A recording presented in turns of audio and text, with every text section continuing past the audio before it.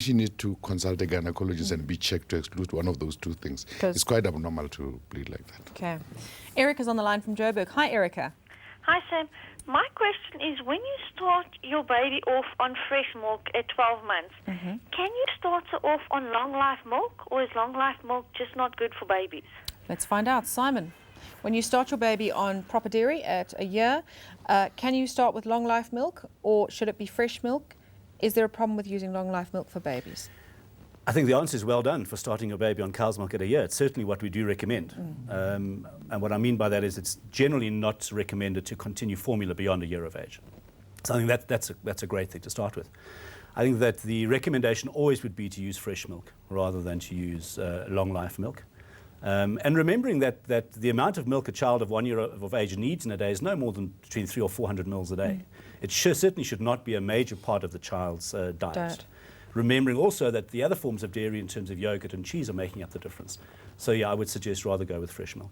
And most kids prefer yogurt and cheese anyway. Yes, they do. My 5-week-old daughter makes funny noises. She sounds nasal and blocked. Is this normal? It also seems to be worse at night and early mornings. That's from Tanya. Simon, how many times have we had this question? You know what, and it's going to be there all the time. And the amazing thing is that in amongst all of this, though, very occasionally there are little issues that can crop up. But the straightforward answer is that children only breathe through their noses. And you can imagine that the nasal passage of a 5-week-old baby is tiny. And despite having a bit of snotty mucus there, the child is still going to try and breathe through the nose regardless of what. So yeah, if your baby, if it's really affecting the child, I always say to the parents, who is this bothering more, you or the child? Because very often the baby's fast asleep and feeding well, and then don't worry too much about it. But if the baby's really battling to breathe, or if it's interfering with feeding, and if you've already tried to instill lots of salt water solutions, saline solutions into the nose, try and clear the nose, if it's still not clearing, then just go and have baby checked out. In December, I'm going to Angola, to Luanda, and my baby will be 1 year old. Will he be safe? That's from Vuyokazi in Cape Town, I think. I think she means from malaria. Angola, Luanda? Angola, Luanda, definitely a malaria area. Was that December? Yes, this coming December. Highest risk time of the year, middle of the hot season. Will your baby be safe? Well, we sincerely hope so if you follow lots and lots of precautions as we've been describing. So ideally first, only go if you really, really have to. Let's assume you have to go, then do everything you possibly can to make sure your 1-year-old doesn't get bitten by a mosquito.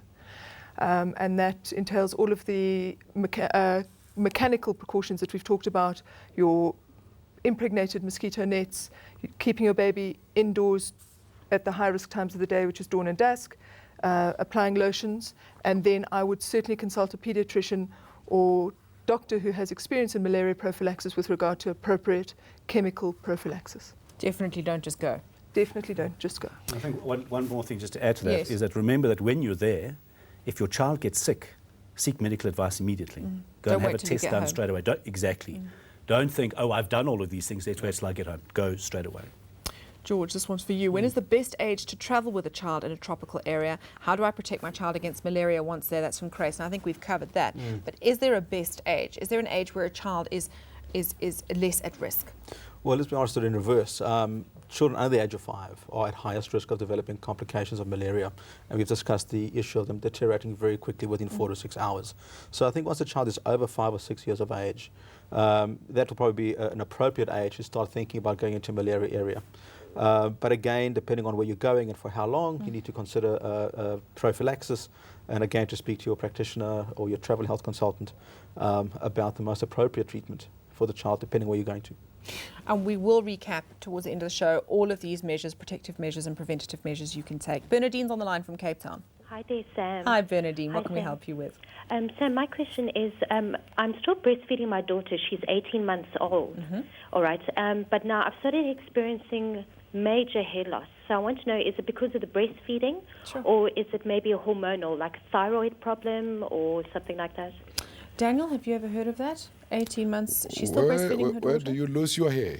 Scalp hair? Head. My head hair. Scalp hair. When I wake up in the morning, there is at least probably about 40 hairs on the pillow. When I go shower, when I brush my hair, I've never had that before. Not like that. And is this your first child, Bernadine? No, this is my second. Okay. I would say during pregnancy, women have to have what we call hypertrichosis. You get increased hair growth. And when the pregnancy fat goes down, the level goes down. Did you have increased hair growth during your pregnancy? Yes, I actually had no hair loss at all. But with my first baby, about 4 months after he was born, I started experiencing hair loss. And then when he was 9 months old, I fell pregnant again, and no hair loss at all. But now, after having, my daughter who's 18 months, my hair's thinning out drastically. What I would explain, what she said, which she's not telling us, is that during pregnancy, she had excessive hair growth, which she liked very much, probably. And now, due to the pregnancy effects going away, she's going back to her normal hair level.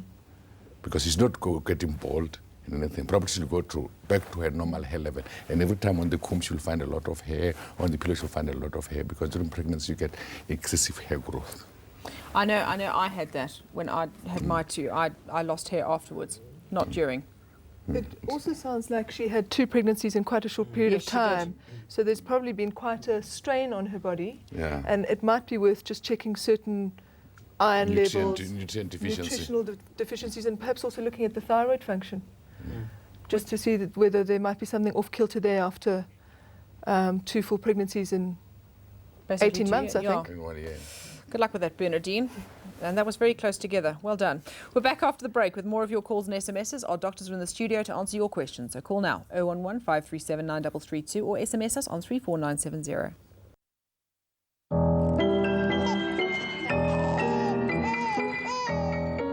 Today's Ask the Doctor. Let's continue now with your questions to our doctors. An SMS here. I had a baby 3 months ago. I had no milk to breastfeed, but I'd lost a lot of weight. What can I do to gain weight? Daniel, very skinny mommy. The weight loss during pregnancy is a common phenomenon. As I said before, after pregnancy, weight loss is very common because during pregnancy you retain a lot of fluid, which significantly increases to your weight. And also, if she has been weighing herself throughout the antenatal clinic, there is a fetal weight, placental weight, and maternal body mass increase. That after pregnancy, the first 6 weeks, they go down to her normal weight. The problem will be if she goes below her normal weight, which most women wouldn't worry to lose weight in any way. But probably what makes her worry is that she's losing too much. Yes. The one would look at her diet, lifestyle, sleepiness. Having a baby can be waking up 2-3 times a day. Things like postpartum blues, not actually depression, which reduces the appetite, which means you must look at her diet there, whether she's eating all right, is she having some malabsorption, or is the baby worrying her too much? Childbirth in itself is a strain, or psychologically and physiologically. So maybe back to the doctor for a chat. I think so. Samaya's on the line from Joburg. Hi, Samaya. Hi, how are you? Fine, and you? Fine, thank you. What can we help you with? My baby is 7.5 months old. Her weight is 6.8 kgs. Right. I'd like to know, when can I start her on citrus fruits and dairy products like cheese and yogurt? How old is she again, Samaya? 7.5 months. 7.5 months. Simon, she's 7.5 months. She's 6.5 kilos. When can she start her on dairy products and citrus fruits? Okay. 6.5 kilos at 7 months, so she's a little baby. I'm going to answer that. I'll come to that. Just one thing. Remember that the most important part of the child's diet at the moment is still the milk. Breast milk or formula if that's what the child is on. So that's really important. The solids hopefully only started fairly late on, at 5 or 6 months. Citrus fruit, I wouldn't even consider citrus fruit. Really? Why not? Because I think that it is quite acidic, and it is one of those things that children may flare up with. They may get rashes around their mouth, and they may get ulcers in their mouth. It may irritate them. So don't even think about citrus fruit until over a year of age. Okay.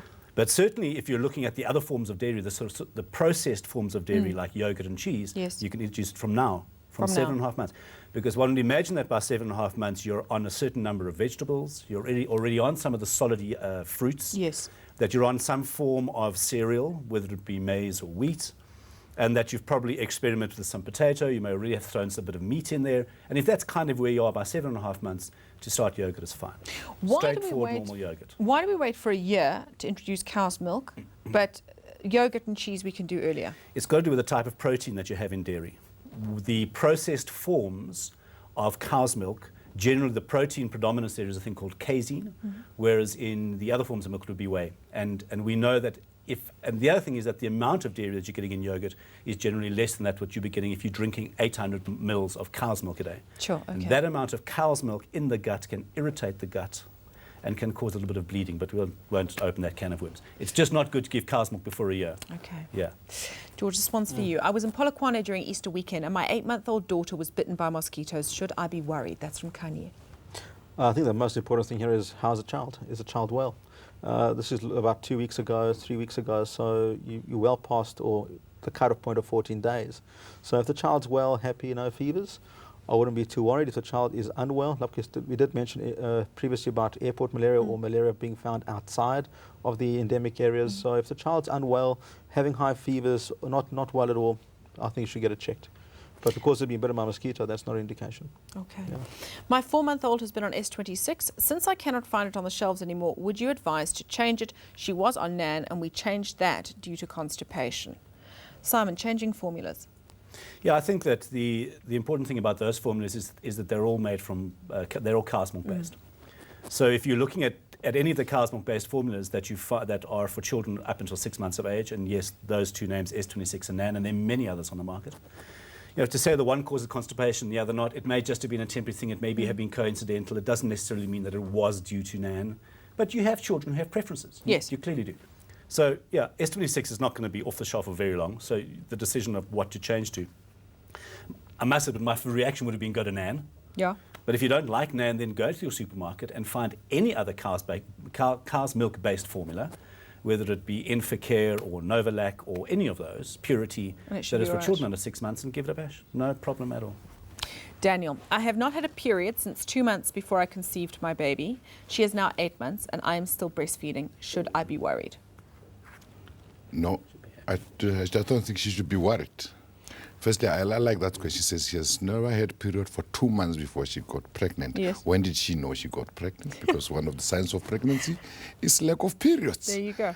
And then that way, if you are breastfeeding in its effect is got what we call in contraceptive effect. Yes. Women who tend to breastfeed tend to have return of periods later than those who do not breastfeed. Because they don't breastfeed, they dry out and the hormones level goes down. I wouldn't worry. I think keep on like that. The breastfeeding itself is prolonging your amenorrhea, and in itself is a contraceptive in itself. So nothing to worry about. You don't have to worry about. Samantha, I was in a malaria area in Central Africa for more than 6 months. After coming back, I became pregnant. What are the chances of my baby being born normal? Now, this particular SMS doesn't say whether she had malaria, just that she'd been in a malaria area for 6 months. I think another important point is, was she on anti-malarials while she was in that malaria area? If she was, would that affect her child? I think there certainly is evidence, and Daniel can help me here, that being on certain malarial prophylactics can be risky to the unborn child. So I think that is an important point. Was she on any medication when she fell pregnant?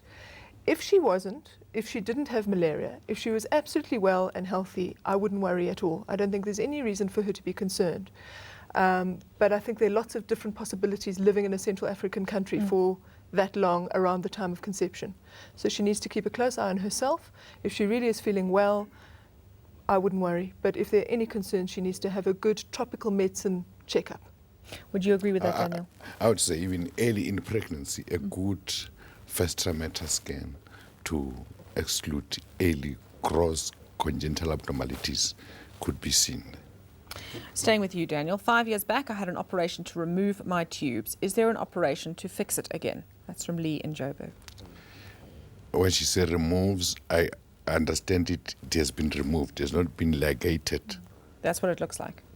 If they have been removed, there's no operation that's called tubal implantation. No. If they have removed, they are removed. You can't transplant tubes. If they were ligated or clipped, or you could remove the clip and reanastomose. But if they are removed, I think it's just tough luck.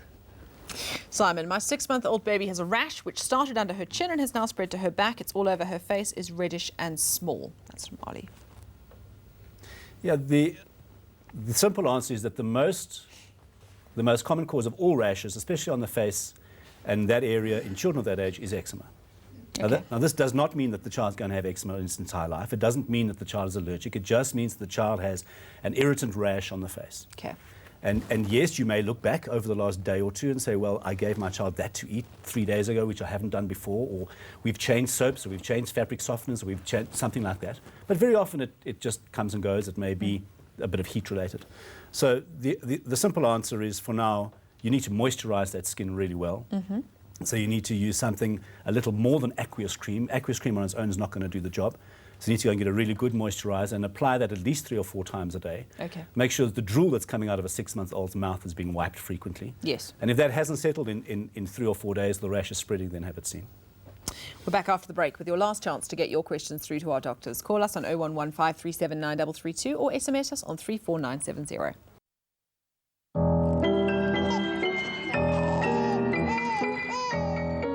It's Ask the Doctor today on Great Expectations, and we still have some time for your questions. Our doctors are Regional Medical Advisor at the Netcare Travel Clinic, Dr. George Gabriel, and GP and Rosebank Travel Clinic Doctor, Dr. Samantha Fee. We've also got gynecologist, Dr. Daniel Mahapa, and paediatrician, Dr. Simon Strawn. Daniel, back to you. I'm 19 years, 23 weeks pregnant, and I look like a minivan. My gynae told me I was going to have twins. How accurate are the scans in revealing such pregnancies? That's from Zandi. I would say about 100% accurate. Twins are very easy to see, most people of low order if they're twins. The one that can be difficult are quads, high order multiple pregnancy. If it's twins, I would say believe your gynae. That's why you look more wider than you are tall like a minivan. You're probably going to have twins. And that weight does come off, trust me. 5.5 years down, I've got rid of all of mine. Katlecho's on the line from Mamelodi. Hi, Katlecho. Hi, Sam. How are you? Fine, and you? I'm very well, thank you. Good, good. What's your question? Sam, I've got a 6-week-old daughter. 6 weeks old? And and I'm breastfeeding, only breastfeed. And I'm losing a lot of weight. Okay. From normally a size 34 to now a 32. Right. And I'm a bit worried about that. I'm eating, my diet is very well. I don't have loss of diet. I'm eating very well, but I keep on losing weight. I don't know if it can be because of the sleepless nights, because she can wake up for about 3 hours at night. So Yeah, I'm no, not sure. they're good about that, aren't they? Daniel, does it sound normal to you? Katlecho's lost some weight, breastfeeding? Normal. Is the weight less than what she used to have before she fell pregnant? Yes, it is. Yes, From it a is. normal 34 to now a 32. And she hasn't got on her diet? I would attribute that to, like the previous caller, to the strain that pregnancy has put on your baby and the strain of looking after a baby, more especially breastfeeding, exhausts a lot of energy from you. You might lose lots of weight without any other, after excluding all other illnesses that can cause us lose weight. I think to be a preparer in itself, it makes you lose a weight a little bit. Are you feeling better about that, Katlecho? Yeah, but can I quickly ask something else? Yes, for okay. the pediatrician?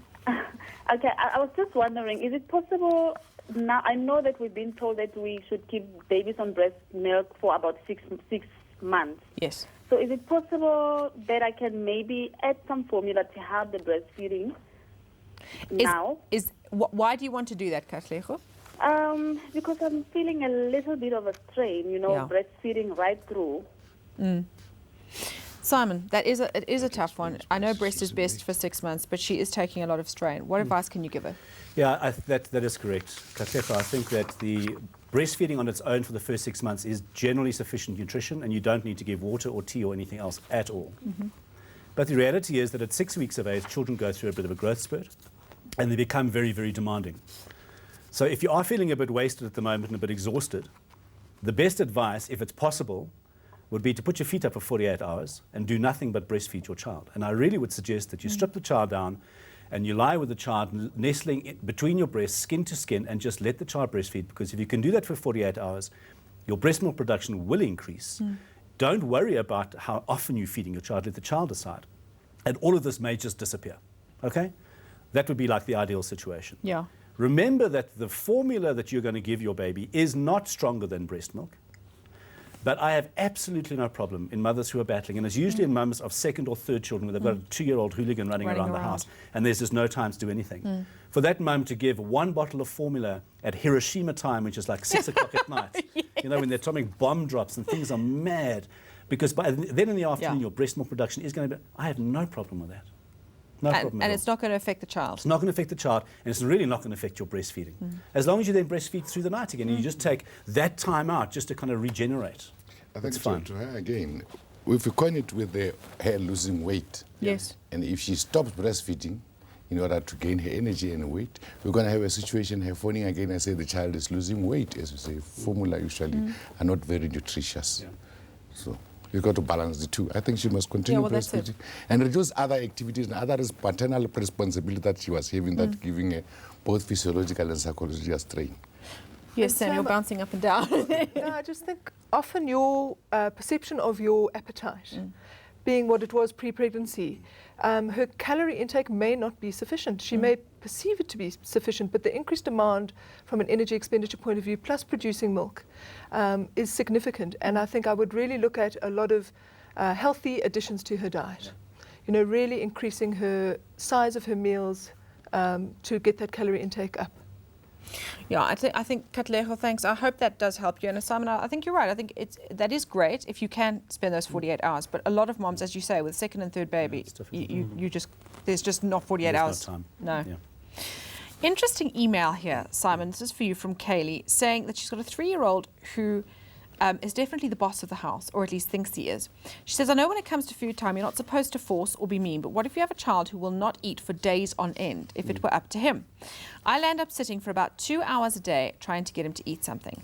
I turn off the TV, I make sure there's no interruptions. My friend's child, who I look after during the day, always eats his food and doesn't cause a fuss. My son is the only one who hates my food. It isn't a phase. This has been going on for over 6 months. He isn't losing weight. He isn't getting sick.